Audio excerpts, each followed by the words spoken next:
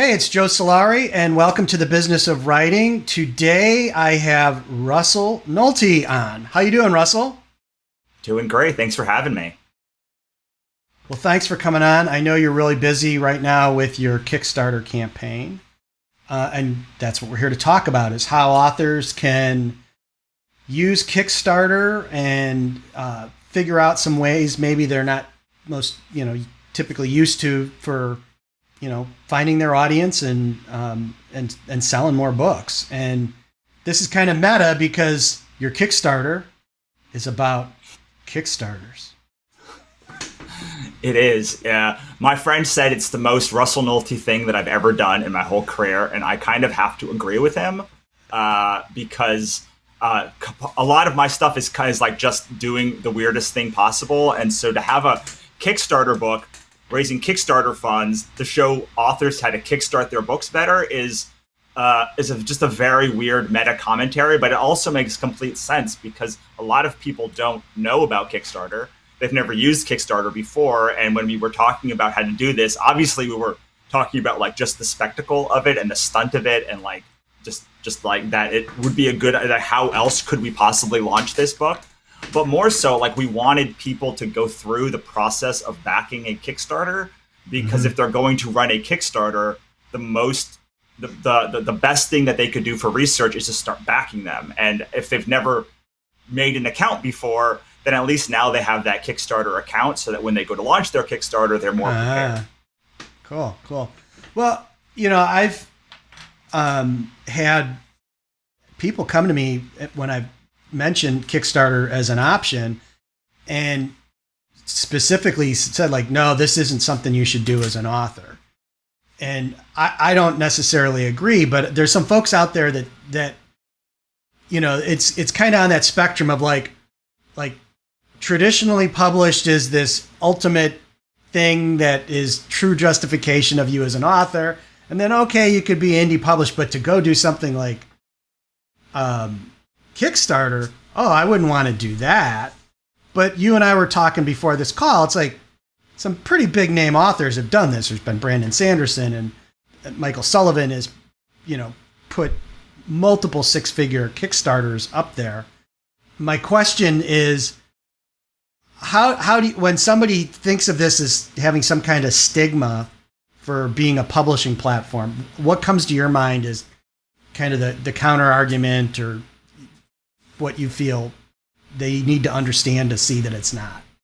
Sure. So I think the biggest thing that people think is they equate Kickstarter to GoFundMe, and they're two very different platforms with two very different things. So most people, if they have experience with crowdfunding, it is with GoFundMe, which is a platform that people go to raise money for, all sorts of things, but like generally like funeral costs and hospital costs and I guess travel costs. I've seen people try and raise money for like elective surgery on there.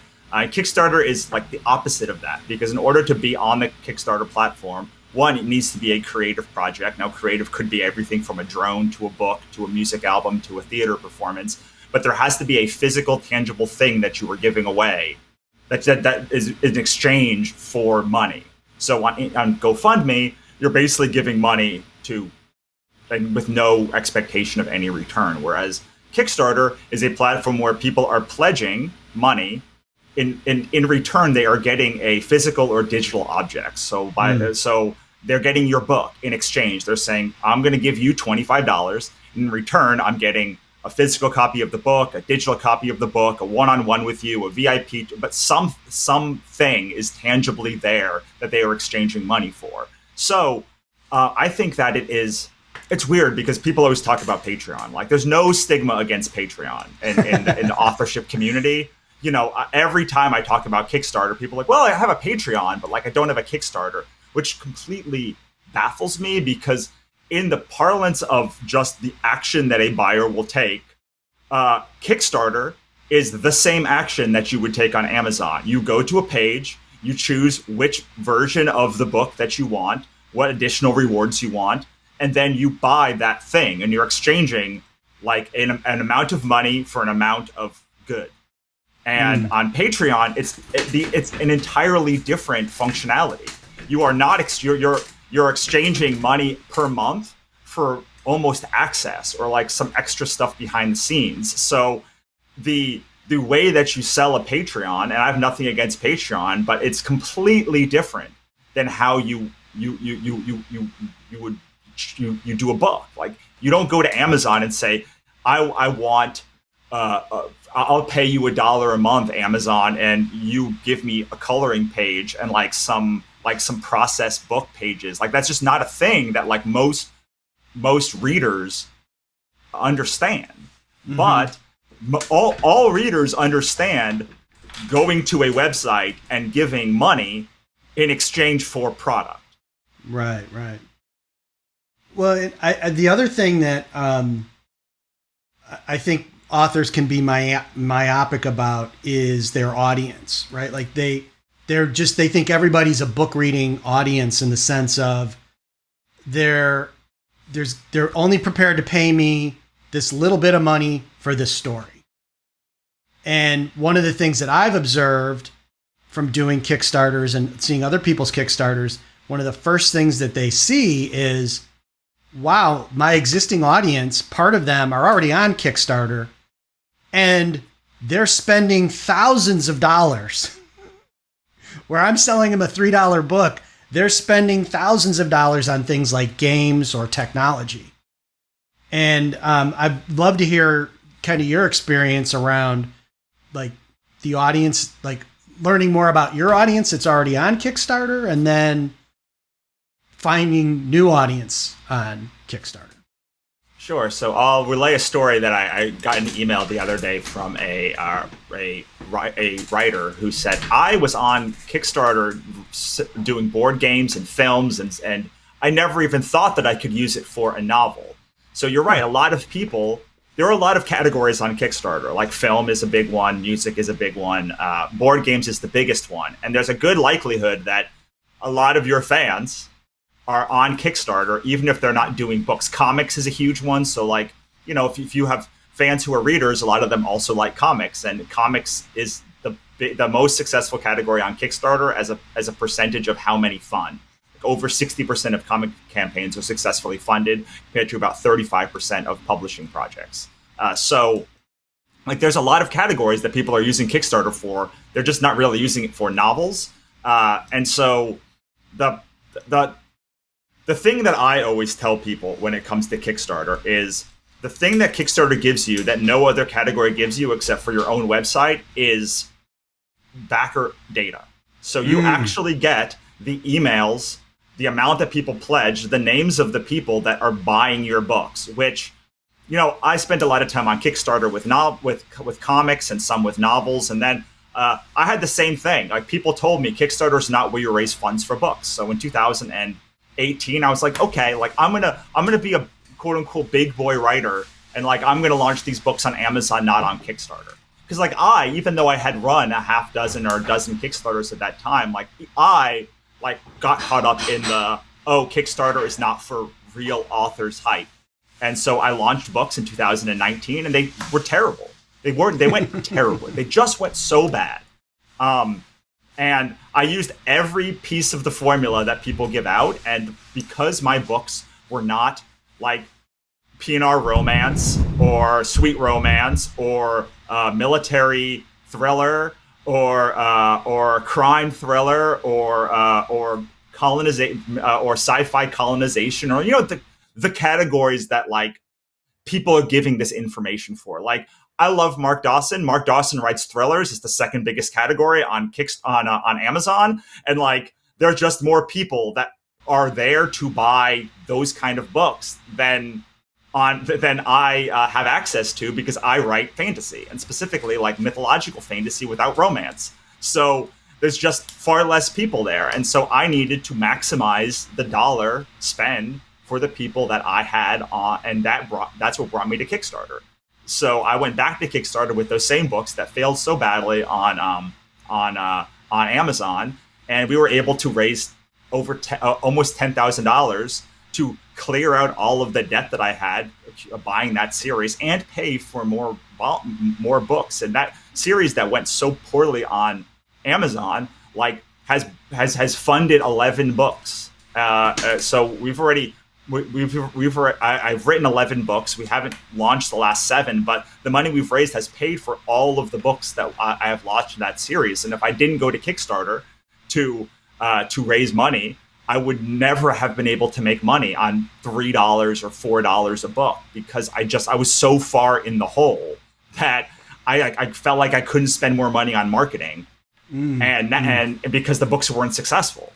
But like, they were successful, they just weren't successful on Amazon. And this is the thing that I talk to people about Kickstarter all the time. It's, look, like, if you're writing in a hot genre with hot tropes, or like, that's your thing. If your thing is like churning out books fast with like sexy covers or awesome covers in like the right genres, and like that is your thing, like, you can make the thing on the Amazon thing work. You can. Like, it's just, that is what Amazon is currently built for. Like, if you're writing romance or thriller, I'm not saying you're going to guaranteed be successful, but like, and you're writing like a book every month or every 2 or 3 months at least, and you're using all of the tricks of advertising and stuff, like, yeah, that is there's a very good chance that you will like do well on Amazon. However, the vast majority of authors don't write fast. They don't write in those genres, and they don't spend a lot of money on advertising. And for those authors, like, they are dead in the water. Like, they're like, before they even hit launch, like, they're almost guaranteed to fail on Amazon, because Amazon is not set up for standalones. Not saying you can't have success on standalones, just generally, it's not set up for standalones. It's not set up for people who release 1 to 2 books a year.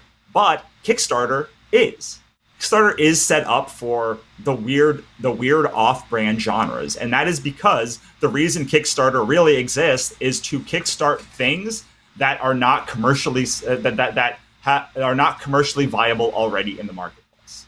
So the people who don't find the thing they want are going to Kickstarter or Indiegogo or one of those places to find those things, to find things like board games. Like, board games was a dead in the water before Kickstarter, because there was not a big enough audience to warrant the literal entire industry. The entire industry exists because Kickstarter has allowed. Yeah, it's fundamentally changed how games come to market now. I mean, you'd be stupid not to be on Kickstarter first with a game.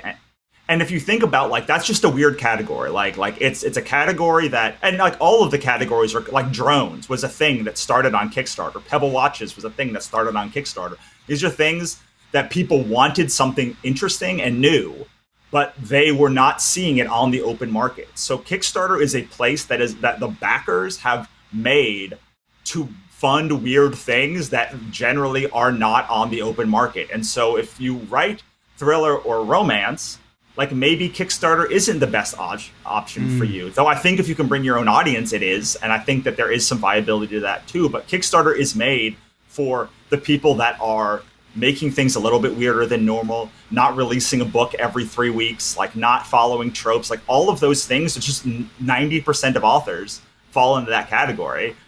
You're going to have more success on Kickstarter, because instead of making $3 a book, you're generally making somewhere between $20 and $25 and $30 every time someone backs a book. Yeah, I think that's, from my observations of Kickstarters that I've been involved in, is, you just have such a, like, I think the number that stuck in my head was like an average customer spend of like $66 versus, page reads. So you can get away with even a smaller audience too. But what I'd love to hear from you, I got 2 things that you made me think about. But the first I run into, kind of coming off the same thing, is my understanding is, kind of from what you've already shared, is that you've come into this because you do kind of some off trope stuff, but also that you've been in comic books and graphic novels. And that's another industry where, like, a lot of authors think that someday they want to do a graphic novel, not understanding that there's a path to that a lot quicker and less expensive based on what we're talking about right now, which that being Kickstarter. Can you kind of elaborate on your experience with comics? Comics is another category that literally wouldn't exist. Like the comics industry would not exist. Independent publishing would not exist in the way that it does now without Kickstarter. Kickstarter allows comics to exist, really, like, and truly. The renaissance in comics, where you're seeing all of these books from all of these cool creators, myself included, but including thousands of creators every year, from Brian Pulido and Scott Snyder on down, is because of Kickstarter, because it is expensive to make comic books. The publishing industry around comics is one that it is pay for play. Like they will not even look at your comic unless you have paid for. So you really have to pay for your book and make your book. But the beautiful thing about comics is self-publishing all the way back to at least the 80s, but even before then, like ElfQuest in the 70s probably, is that there's no stigma about self-publishing. Like, in fact, the way that you have success in comics is to self-publish, and then a publisher will pick you up later. And if you're doing really cool work. So, like, it's not just a like, oh, well, I guess I'm going to self-publish. It's like, no, like, you make the comics, and then, like, good things will happen. Very few people, especially in nowadays, come from anything but self-publishing at the beginning, at least, and building their own audience there. So yeah, I come from a world that is made for Kickstarter. Like the way that, generally we do a Kickstarter and then you go to build your brand. That being said, comics is very broken because once Kickstarter is over, like there's very little money in the aftermarket after a Kickstarter, unless you're going to shows. So the beauty of being a novelist is the aftermarket after making a Kickstarter is enormous. Like you still have the entire Amazon, Google Play, every other category that's there for you still exists, and you're adding Kickstarter at the beginning instead of kind of the most money you're going to make in a comic will generally be like from the Kickstarter. Sure. Well, I know, like with games, that whole model's just been changed, right? Compared to comics, in the sense that big game stores are watching Kickstarter and they're buying stuff, advanced copies of stuff on Kickstarter to bring into their game store, opposed to like the comic book industry where, the cabal is not, they're keeping the kind of the regular,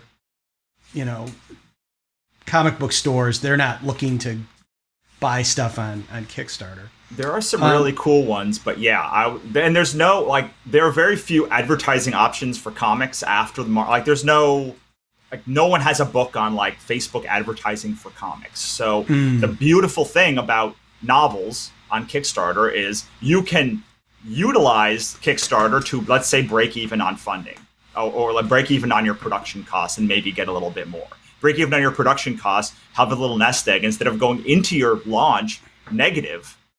Even like no matter how much you will make on your book, like everyone hits the publish button in the negative. Like I know pre-orders can pay for things, but like the minute you hit, until you get that pre-order money, like 60 days it's still later, negative. Right, you're in the negative. The only thing that you have to be like, well, did I make my pre-order numbers? So, and with KU, it's even worse because like there really is no pre-order. You just are literally hitting the button and just like hoping that you're going to be able to slam the algorithm with enough ads to bump you into the top 10 or 20 or 100 or 200 in your category, and then be able to like live to live on that journey as it goes down. But with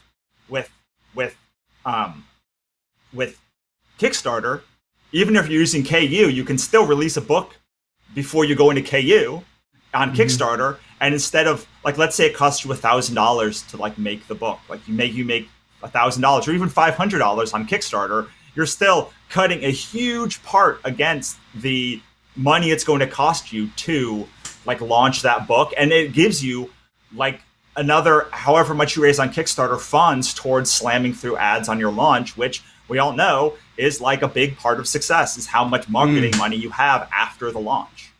Sure.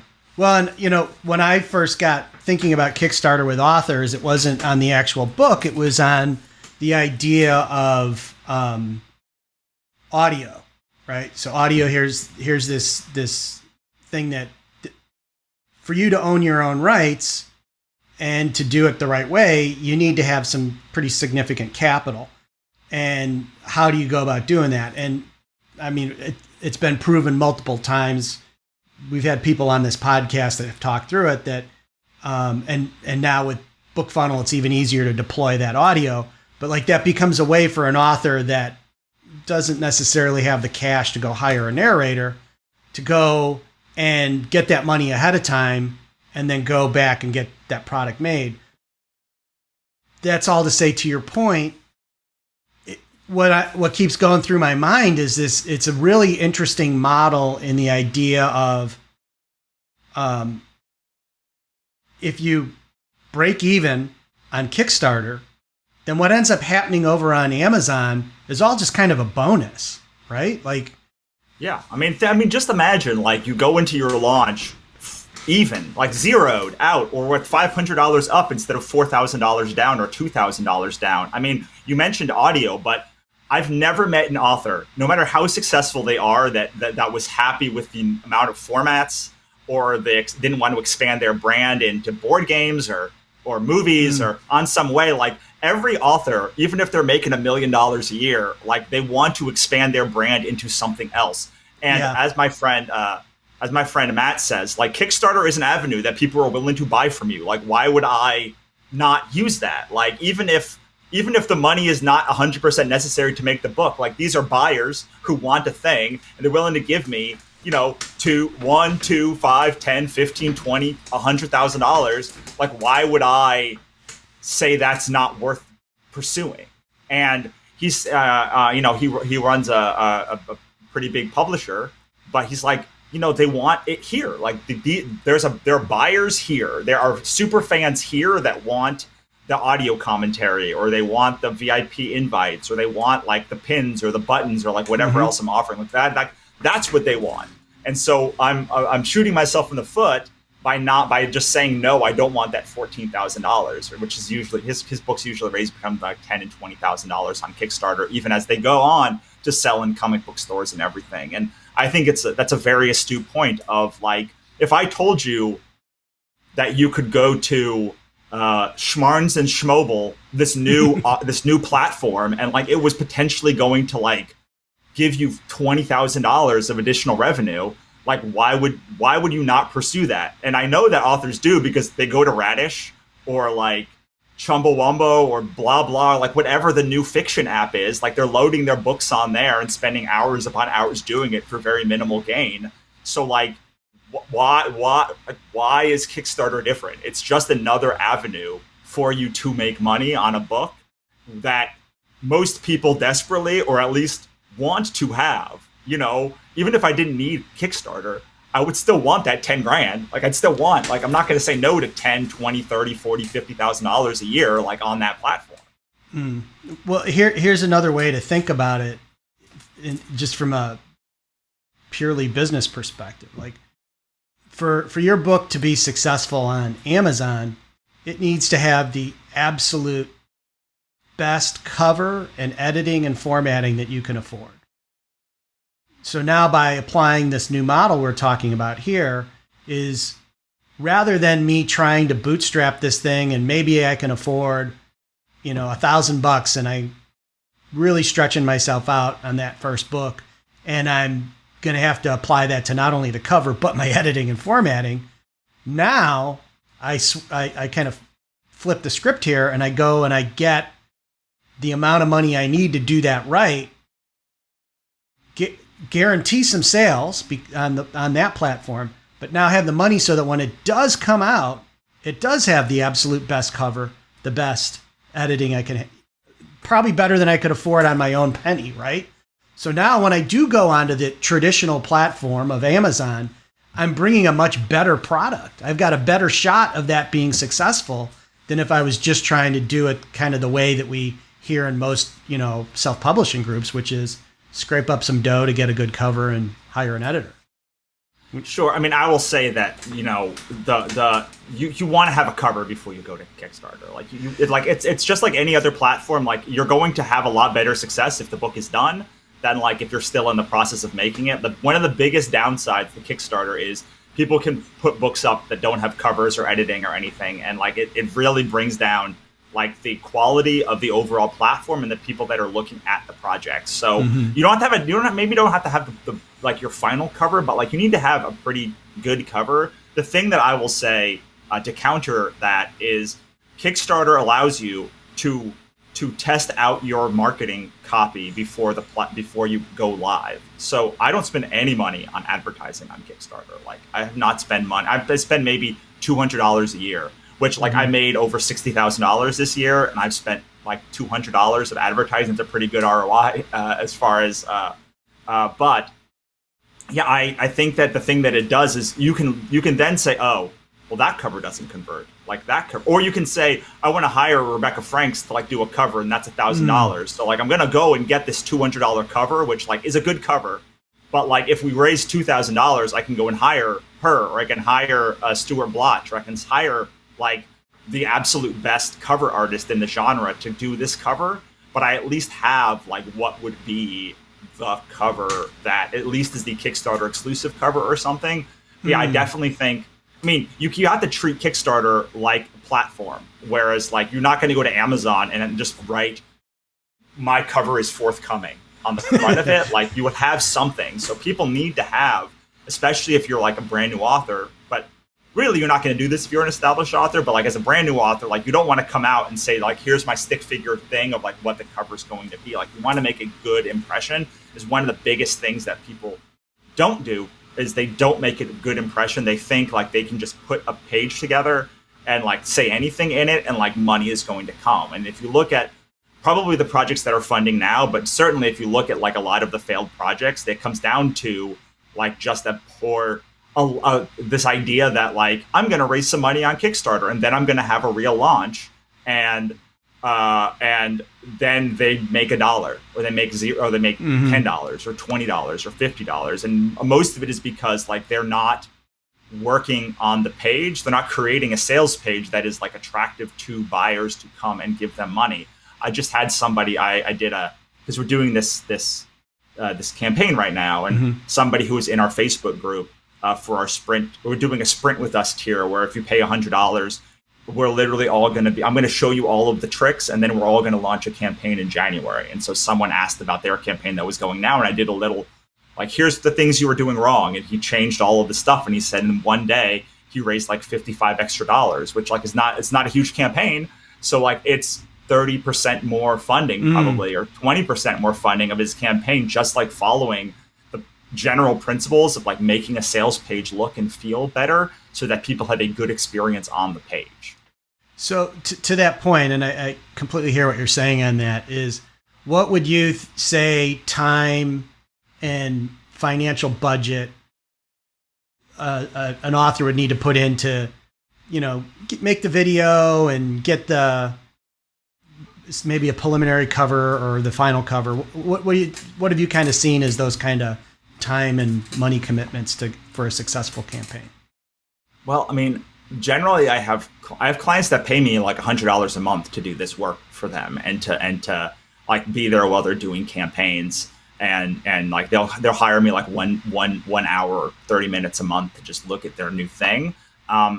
So I literally copy and paste most of my campaigns now. So it takes me very little time because I have the system. I have the system that works. I mean, if you don't have the system, you have to learn how to write sales pages, how to write copy, what imagery is good. You have to figure out how to do a video. For me, a video takes 30 minutes total. Like I maybe spend a little bit more time dropping in imagery, but my videos are 3 parts. There's an intro, there's a product demonstration, then there's a plea, and it takes like 2.5 minutes to record.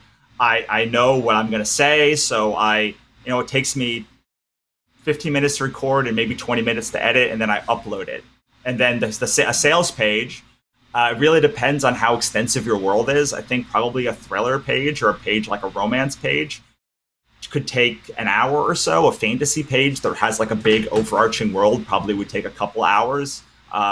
But literally, once you have the page built, when you run the next campaign for that universe, like I mean, I'm seriously, I copy and paste. I copy the thing, and then I edit a little bit of it, but mostly it is like 100% copy and paste for me at this point. So, but yeah, I mean, there's a bunch of like buyer psychology principles that I learned in writing sales pages from all of the courses and stuff that you take as a business, just like a business human. You take like copywriting and all of that stuff, and learning all of it at the beginning over many courses and then distilling it down into a Kickstarter. I mean, it took a lot of time to get it right. That said, before I ran a campaign in 2016 before I really mastered this stuff, and I raised $3,500 from like 150 backers for my first novel campaign. So I'm not saying it has to be perfect, but yeah. It depends on how much you understand about business and selling. If you know nothing about business and selling, it's going to take you considerably longer to make a page than it does if you already know like how to make a blurb and how to like attract someone to your to your book and like the things you have to say to make them buy. Or they can just sign up for your Kickstarter right now. They absolutely can do that, and like that's right? so. Yeah, so kickstartyournovel.com, we have this book, Get Your Book Selling on Kickstarter. I've had courses for years on this topic. So like $100, $200, $500 courses on like business selling and Kickstarter and like all of this stuff. And this is the first time that I've Monica really. So this is all Monica. Most of this is Monica. Most of this is Monica taking all of the breadth of information that I've had over the years and I'm training her to do the Kickstarter, like in like texts and stuff. Every morning we meet about, what we're doing today and where we are, and taking all of this information and like distilling it into a language that writers understand, authors understand. Because the thing is, I know Kickstarter, but she's like one of the foremost publishing experts in the world. And so like she is taking all of these things and translating it into words and actions that authors can take. Because I'm not so great at like speaking the language of authors. I think I'm competent at it, but she is fluent in it. So so we're taking, and one of the cool things about this campaign is she's running her first campaign. So like a big part of this book is her distilling the information that she learned throughout the process into the book as she's teaching these principles, and we're teaching these principles about how to design a sales page and how to do a video and how to do all of these things. Because the thing is, it's very daunting. You look at a page, you go to the Kickstart Your Novel page and you look at all the things that are happening. Like there's a lot going on, but when we break it down for you, each section takes maybe 5 or 10 minutes if you know what you're talking about. Like one of the sections in my Obsidian Spindle Saga campaign was about the characters. Well, like I did a little bio of each character. Like you probably know your characters if you've written a book. One of them is about the world and about the mythology of the gods who are in there. And then there's sections that are made for just like buyer psychology, like getting you excited about the book. And there are parts about like where the money is. So there are all these pieces that seem like, wow, I could never do this. But like a big part of that, the beginning part, is the blurb. Like you got a good blurb? If you got a good blurb, you can literally pretty much just lay it in at the top with a little bit of tweaking, and like, voila, you've got the beginning of your page. Part of it is about how to create like sales buzz and how to like reach out to people and all of these things that I've been doing sort of organically, and I've been teaching organically for hundreds upon hundreds of dollars, thousands of dollars. Sometimes is in this book, which is $10 for the ebook or $25 for the paperback, or for $100 you get all of the stuff I talked about. And we're doing a sprint group, which is starting in right now, but really at the end of November. I'm going to create a page from scratch. We're going to all launch a book together, and we're going to try and start creating a community of people who are using Kickstarter repeatedly, which is, in comics, they use Kickstarter sometimes 10 times a year, 12 times a year. Like I literally have friends who are always launching Kickstarters. I actually have people, my friend Joe, who runs Microcosm Publishing, literally always has a Kickstarter live, 12 Kickstarters a year. And he runs, he does a company that does, like 50 or some odd books a year, but he's still using Kickstarter for a part of his catalog. And he meets with the Kickstarter team and he's like, which of the books that we have coming out would be good for Kickstarter? Which of these? And I mean, he makes, let's call it $2,000 to $4,000 a book, sometimes way more than that. But like generally I see like $4,000 a book, but like it's $4,000 of like free money. And I mean free money because like he's already printing the books. Like he's already he's already got a team of warehousing who like has to ship the books out. So like all of these things are just like an extra source of revenue. Like my friend Matt, he's already got a warehouse of people who are like delivering books. So what does it matter if they have to deliver books to Kickstarter and the Kickstarter people on top of all of the books they're already doing? So I mean, if I had to, I'm never planning to do this again. Like this is way too much work. Like the sprint group to like do on a regular basis. So one of the things we're trying to do is like a thing we're never planning to do again. So for instance, at $500, Monica is doing consultation. Me or Monica are doing consultation. Monica never does consultation. Like she just never does it. I do it very sparingly and very sporadically on a do I feel good today basis to do it. So like these are things we're not giving out often. So the sprint group is something we never plan to do again. I know $100 is a lot to like spend at one time, but if this is a thing you're going to be using over and over and over and over again for the decided future of your business, $100, Sloan had to do it right and be able to make a page and then have me critique a page, or Monica critique a page, or your other people critique a page is going to be huge. And most importantly, the thing that is the hardest part about the publishing platform is there is no community of backers and no community of authors really who are doing this work. They just don't exist right now. And it's because people generally will come to the platform one time and be gone. Or they'll come to the platform and they don't know what they're doing and they'll fail. And then they'll be gone. Or they'll come to the platform and be really successful and then never talk about it again. They'll never talk about like raising $2 million or $50,000 or $60,000 or whatever. There are so many creators the authors who have used Kickstarter one time, and you would have no idea that they've used Kickstarter that one time, because maybe they've done a board game, or they've done a movie, or if they've done something, or they've done a special edition of like one of their books, and they just gotten their audio done. Yeah, or gotten their audio done, or like whatever the thing is. What I'm trying to do is the main thing that I want to prove out during this campaign is Kickstarter is a renewable resource that you can continue to come out with and make it a part of your launch strategy. You don't have to do a 30-day campaign. I've done everything from 5 days up to 60 days. And like, so you can run a 1-day campaign, a 5-day campaign. You could do, so for instance, Lindsay Baroker, I know she has a Patreon and she releases her books in the Patreon and on wide platforms for a week, or she used to at least. And then she cuts everything off and puts it in KU.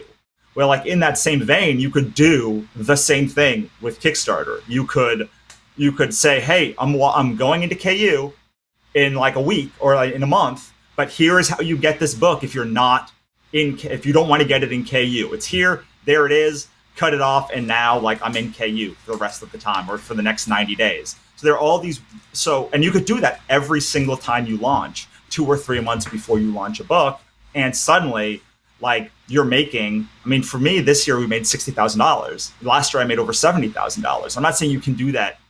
Part of the reason why I can do that is I'll go to book and I'll raise $10,000, but I'll do it 4 times. And doing $10,000 to $20,000 4 times is $60,000, $80,000 over the course of it. And if we start making this renewable resource and that we keep going back to, that suddenly backers come back, and it builds out the category, just like board games, just like comics, just like some of the other categories, and we can make it something that is incredibly helpful, and most importantly, like gives you additional money for like the rest of your launch, while providing you backer data that you can then use to create lookalike audiences and custom audiences and all of these things that we have to do anyway. But right now we're guessing. Like right now we're guessing that people click on your page.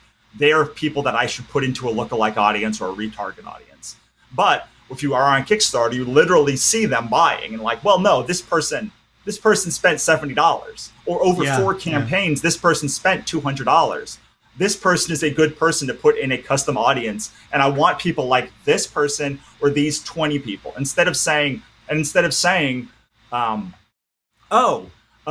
these people on my list say they bought, or these people on my list like have complaints or they have suggestions. Well, I can literally go into my master database of all my Kickstarter backers and say, oh, this person spent $200 last year. Like, not that the other people's opinions don't matter, but like the person who like has spent a bunch of money, their opinion weights 200 times more than this other person. But right now we're guessing. Right now we're saying, oh, well, this person may have bought or this other person may not have bought, and we don't know. But Kickstarter gives you some degree of certainty that people are actually buying in your audience, which is what you need if you really want to scale your business. If you really want to scale, you need to know who actually is buying and who is just blowing smoke. And frankly, people who buy, usually, for me, don't actually engage. They just want to buy. They're not the ones who are reaching out. They're just the ones who are like, every time they'll spend, like, I've never met you before. You've spent $1,000 on my campaigns. We've never talked one time. And like, so those are the people that I want to emulate more than the people who are like reaching out with suggestions, unless those suggestions are from people who are actually interested in my work.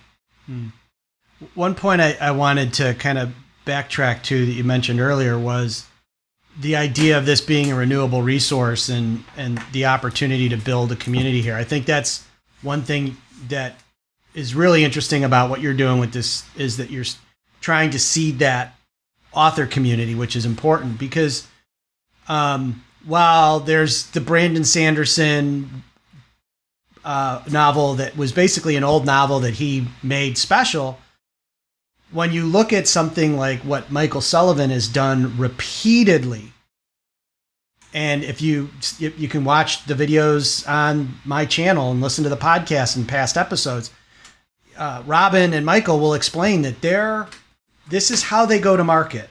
They first launch on Kickstarter. That is where their audience comes because they get the book 6 months before anybody gets it in the general public. And when you start to see how they've built this system where it's not just about getting, you get it at a good price too, right? It's like it's a reasonably priced product. And like some of the people you mentioned, of course, they've got a lot of infrastructure they've put in place over the years.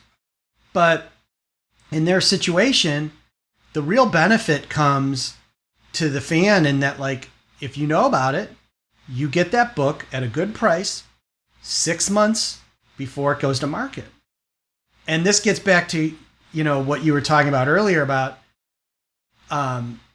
what happens on the sales platforms. A lot of the stuff that people are paying extra money for, the Sullivans get because when their book comes out 6 months later, he's got this huge audience that's read it already. And on the day it comes out, they're putting reviews, right? Like he gets hundreds of reviews in the first hour because they've read the book and they're ready to go. So I think it's like I said, it's an ARC team that actually pays you to be on ARC. Right? Like, and you can. It's easy for an author to go, "Oh, Michael Sullivan, he's been traditionally published. He's been doing this forever." Yeah, he has. So, but he's also available that you could talk to just like you and understand, like, this is why they're doing it. Like he doesn't. They'll never go back to traditional publishing. Right. They would rather. Go ahead. There's one rather big use case for Kickstarter that we haven't talked about yet, which is let's talk. The general way that you make money on Amazon is you have a book that is 5 books or more, a series that is 5 books or more long, so that you can run ads to book 1 and lose money, and 2, 3, and you usually break even on book 4 and start making a profit on book 5. Mm-hmm. I'm not saying this is every series, but generally Like if you are thinking about the books that are doing well, they're in series that are at least 5 books or longer long, or a person who has a series that's very long and is doing other books, but they have a lot of people that have followed them on Amazon. So one thing that Amazon allows you that Kickstarter allows you to do is, without touching the Amazon algorithm, so like you don't have to worry about cliffs or anything like that, you can build up a rather long series but you don't have to launch those books one at a time. So like let's say you only write 2 books a year.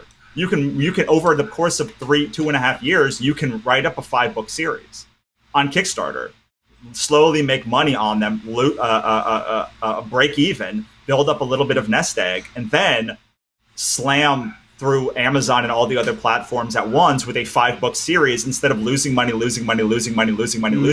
making money. So I know this works because I'm doing it right now.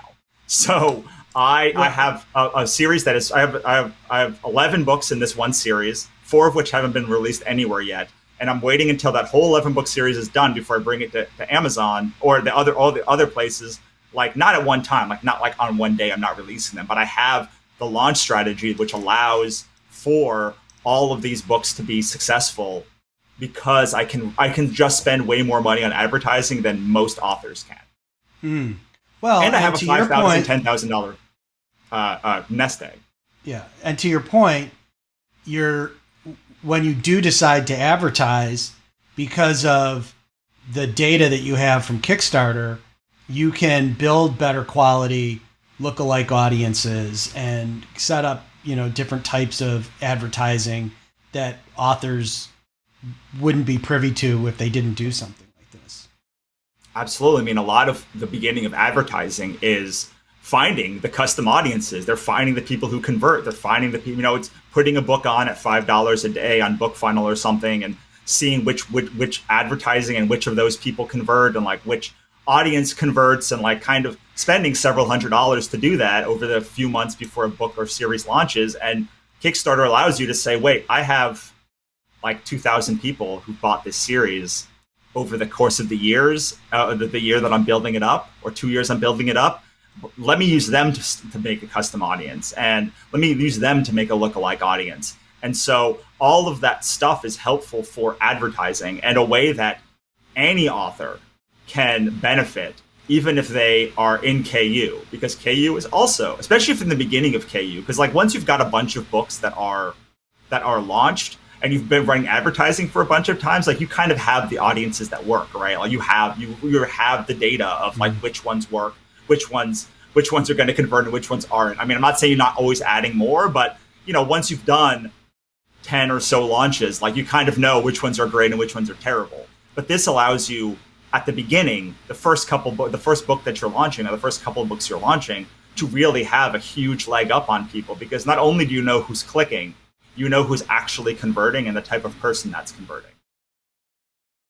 No, I'm a big believer in how this can be a strategy that is maybe the next wave for authors to think about, versus just going to that traditional one we were talking about, where it's like, put your book out on Amazon and hope.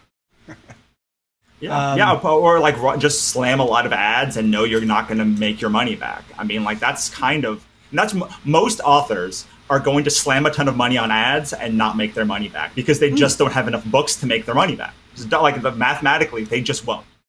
Right. It's such a low margin product, and it costs so much now per click. It's getting super, super tough. Right. I mean, whereas you look at like Mark Dawson, and like he's got 20 books in one series. Yeah, like he could spend $20 to get a reader and still make $50 on that reader if they read through the whole series. I'm not saying he does that, but like, and also, so, when I put these books on Amazon, I started running ads, and I was like, wait, this is not working. Like this, like the math doesn't add up. Like I don't have a series that hits all of the tropes so like they get like the quick click of like whatever, it's mermaids or demons or like sexy tigers, or like whatever the thing is. Like I just didn't have enough that I just didn't write that kind of book that someone would look at it quickly and be like, I like sexy tiger books, I'm clicking on that. Mm-hmm. And this is nothing against people that write sexy tiger books. Like, awesome for you. Like, it's just for me and for most authors, the majority of authors, they don't write those kind of books that are just going to be like the instant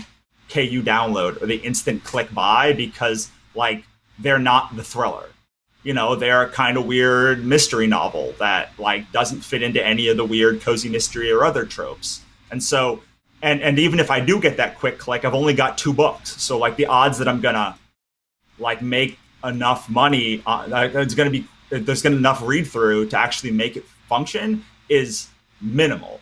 So I have already built up I've paid off all of these 11 books that I'm launching. I'm going to relaunch the 4 that are already out, and then all 11 books. I'm going to like take all of them. I'm going to launch all of them but I've already paid for all of them. So when we go do the last campaign, if I raise $11,000 again, and it costs me $2,000 or $3,000 to print and ship all of this stuff, I will literally have like a $7,000-$8,000 war chest just to run ads for this hugely long series. And I don't think it's an edge case. Like I think most people that write in series could benefit from this, even if you're writing a series that's hugely popular in a hugely new, like in a hugely successful genre.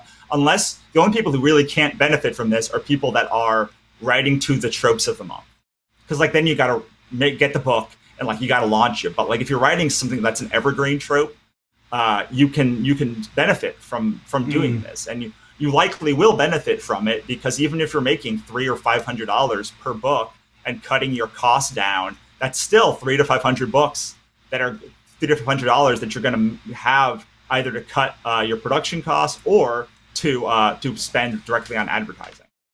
Well, I think that's from a business perspective, it's such a tips the probabilities of success so much. If like, hey, I'm neutral on my costs, right? I'm not saying that I made any money yet, but I'm not starting the game at, minus $3,000, $10,000, right? Now, granted, this takes time because you do have to invest to get a successful Kickstarter campaign, but that's such a powerful thing that authors don't look at is that, hey, if you just knew that at least you broke even, just psychologically, you're going to have a better launch, because you're not going to be like, oh, this has to work or I'm going to be eating cat food.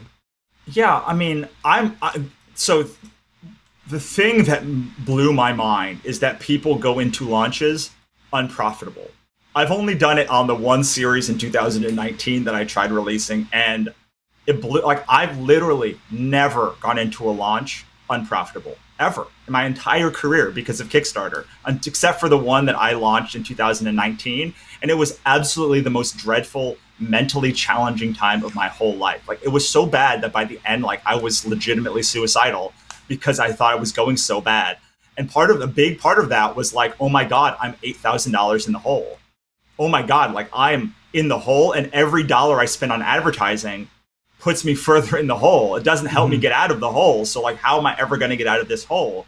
And Kickstarter allowed me to I don't make a ton of money, but what I make good money, enough to like keep the business going, and like enough to like pay for all of the stuff. But like, I'm not like at the end of a campaign, I might have $2,000 of like profit or $3,000 of profit, something like that. The most I've ever had is about $8,000 in profit at the end. It's like, it's not like I'm burning up the revenue charts or the profitability charts. What I'm doing is saying, oh, here's $2,000 here, and $1,000 here, and $5,000 here, and $6,000 here, and over the course of a couple of years, you have like a $30,000 war chest that you can use to like do a whole lot of stuff with, and that is really, to me, the value of Kickstarter is having that ability to go into a launch, as you mentioned, revenue neutral, because it is it was completely game changing to me to be able to say, oh, if I sell 10 copies of this book, whatever, like I already made all of my money on this book. It's great if I make more, but I don't have to worry about it.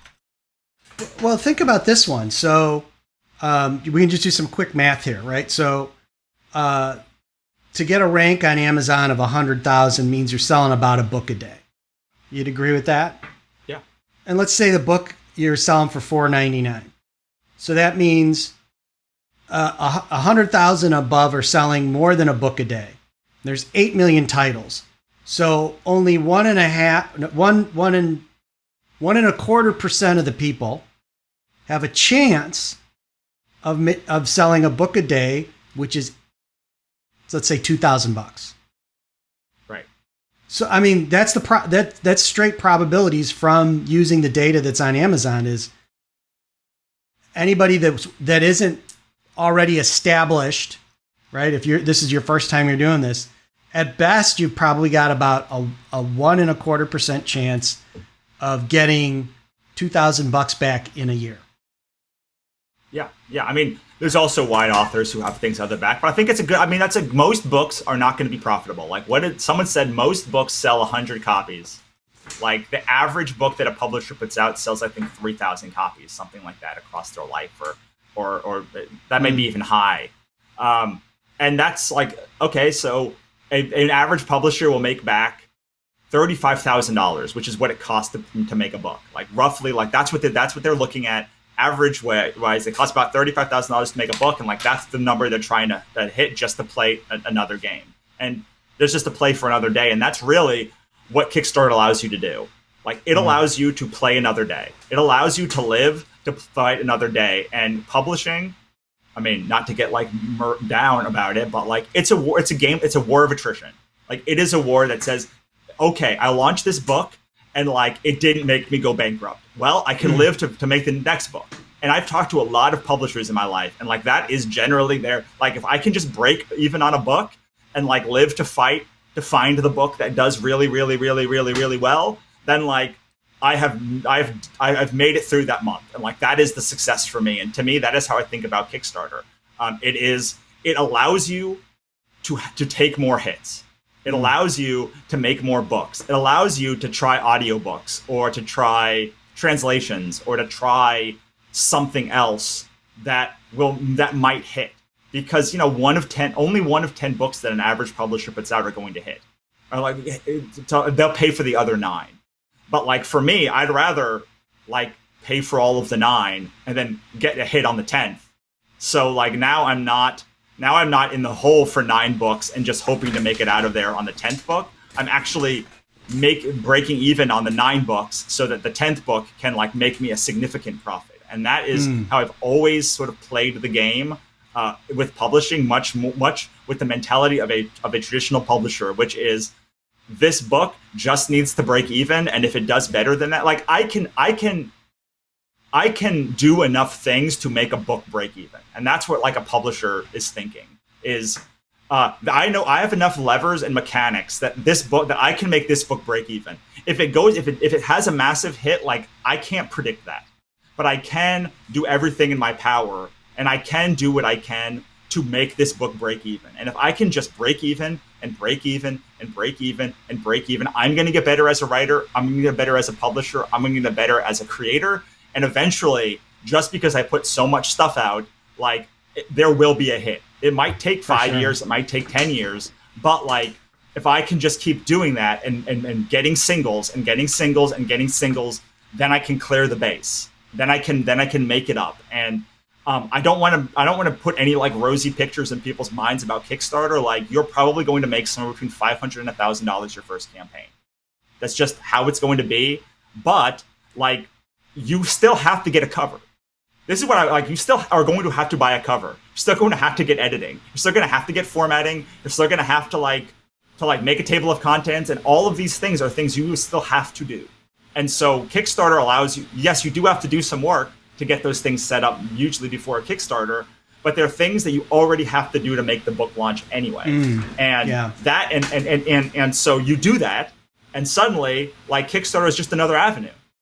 Because you're going to have to do this stuff anyway. And yes, you can do like a temp cover or a Kickstarter exclusive cover for like the campaign and then get another one later. But the big thing is, considering you're already doing all of the stuff to get your book ready for launch, you're already have to get a blurb and test copy and get a log line and get a title and all of that stuff. Like you might as well like put in another platform before you launch and like make, even if it's only a couple $100, it's still a couple $100 that you're not probably going to make on Amazon. I had a woman who told me after I did a Kickstarter talk that she had a book and it raised $500 and it raised like $250 the first day. And I said, is that the best day you've ever had? as a publisher, as a publishing books, that the number one most sales day, most revenue you've ever made? She said yes. And so it was $250. Like, that's not a huge money, but like for most people, that will be the most they ever make on publishing in one day. Yeah. No, it's or in 1 month. Yeah. Hey, Russell, can you really quickly remind people where they can learn about the Kickstarter and then your stuff? And especially on the Kickstarter, like, when does that end time-wise? And Sure. Well, the Kickstarter is at kickstartyournovel.com, or you can go to Kickstarter and look up "Get Your Book Selling on Kickstarter," and it should be the only thing that comes up. It is going until the 13th, but every week we have things that are opening and closing as far as free workshops that Monica is putting on. So this week, if you're listening to this when it launches, Monica is offering a free 2-hour workshop, or I don't think it's 2 hours, but a free workshop on buyer psychology and how to include buyer psychology in your Kickstarters and your book launches. And these are and every week she's going to do another one.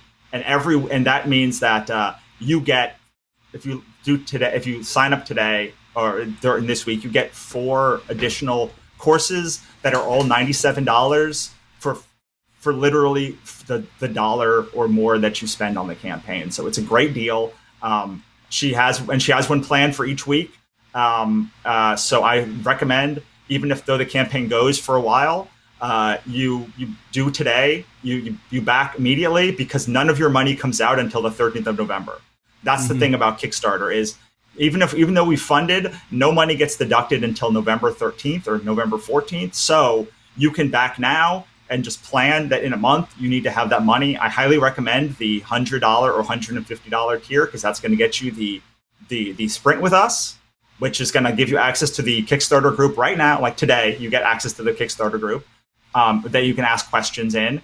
Also, if you spend $150, get my Crush It on Kickstarter course, which you have immediate access to as well. And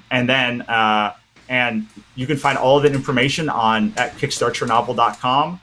I will say just one other thing is, if you're thinking about Kickstarter, you should go to the page or go to russellnohelty.com and look at my other books and look at my other campaigns, because it will show you what I will show you how to make a Kickstarter to look like that, to model that page. But even though you can model that page, it will show you the buyer psychology. The book will show you the buyer psychology of why we do it, not just that we do it.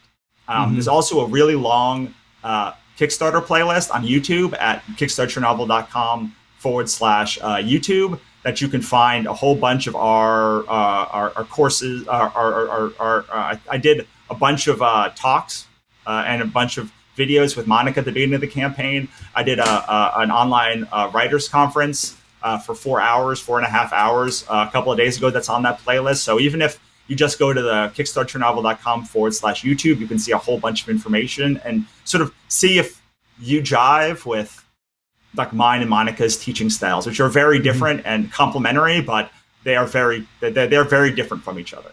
And you can find my work at russellnohelty.com. But yeah, kickstartyournovel.com is where you can find the book. Cool.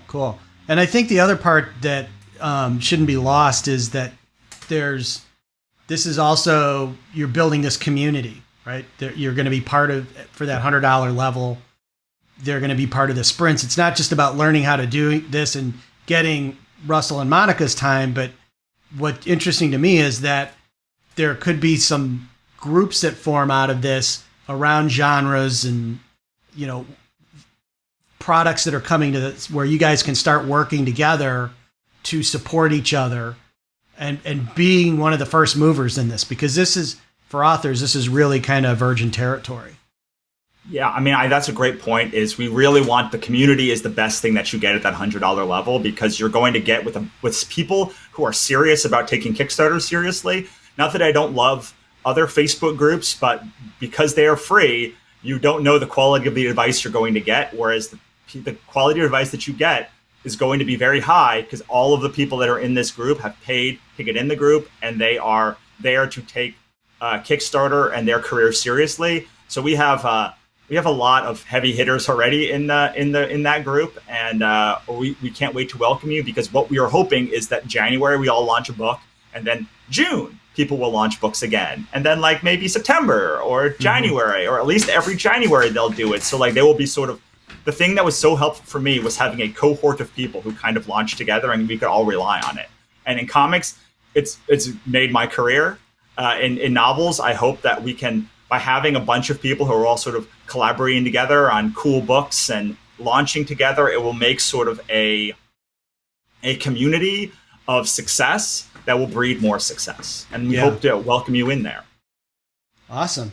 Well, Russell, I really appreciate you taking the time to come talk about this and help folks understand how to use this platform, because, you know, I'm a big believer in not just Kickstarter, but authors really thinking about how their intellectual property can be deployed all kinds of different ways to get them to, you know, find audiences and make money. So I really appreciate you sharing this. And for those that are watching this, the opportunity to be part of this and see how this can happen now. Like it's not just about, oh, buy this book. I think there's an opportunity that you guys are providing where not only can they see how you and Monica are doing this, right? Like, because you think about this again, we go to that meta level. You guys are selling a course, essentially selling courses on Kickstarter, right? Like at that $100 level, you're selling a paid community. It's a one-time off deal, but still there's like, you guys are making money from your knowledge. Like, let's not lose that. And people can learn maybe some ways that they haven't even thought about yet from you and Monica about how they can really exploit their ideas on this platform. Absolutely. And thank you so much for having me. It's been super fun. Cool. All right. Well, thanks a lot, Russell. It's great to have you on. And I guess I'll be seeing you at 20 books, right? Yeah, sounds great. All right. Later. Later.